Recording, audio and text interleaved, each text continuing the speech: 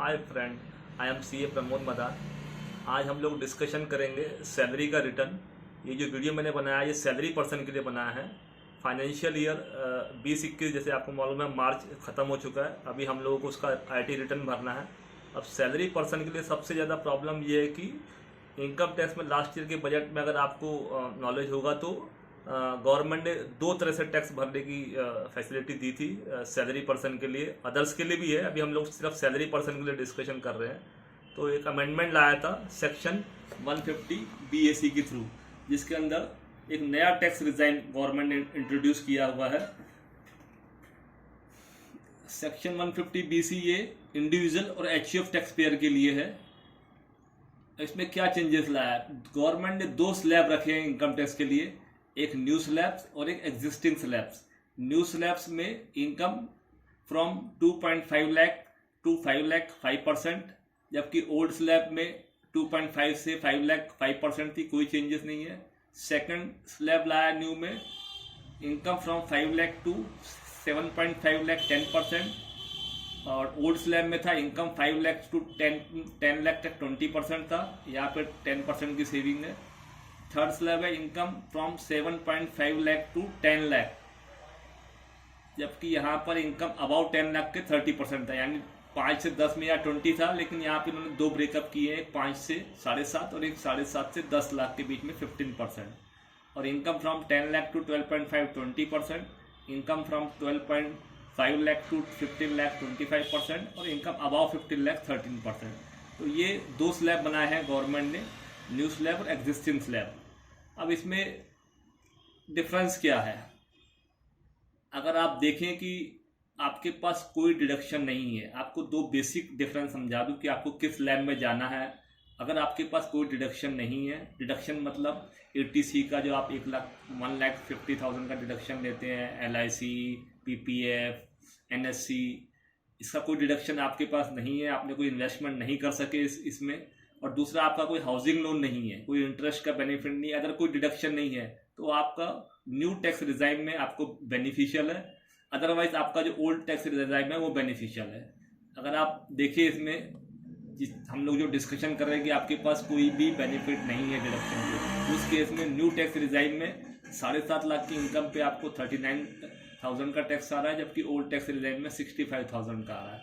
यहाँ पे आपका 26,000 सेव हो रहा है। ऐसे ही 10 लाख की इनकम में आपका 39,000 सेव हो रहा है, 12.5 लाख की इनकम में 65,000 का सेव हो रहा है, और 15 लाख की इनकम में 78,000 का सेव हो रहा है। ये कंडीशन जब है कि जब आपके पास कोई भी डिडक्शंस वगैरह नहीं है, उस केस में ये आपको बेनिफिशियल है।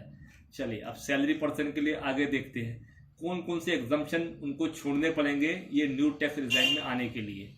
स्टैंडर्ड डिडक्शन, आपको मालूम है 50,000 का स्टैंडर्ड डिडक्शन मिलता है, ये नहीं मिलेगा।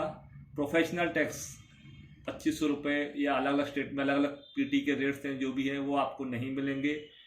LTA, house rent allowances, minor child helper allowances, children education allowances, other special allowances, ये कोई भी अलाउंसेस इसमें आप क्लेम नहीं कर सकते। Second, interest on housing loan, self occupied property पे आप लोग जो इंटरेस्ट का क्लेम करते थे वो आप इसमें क्लेम नहीं कर सकते।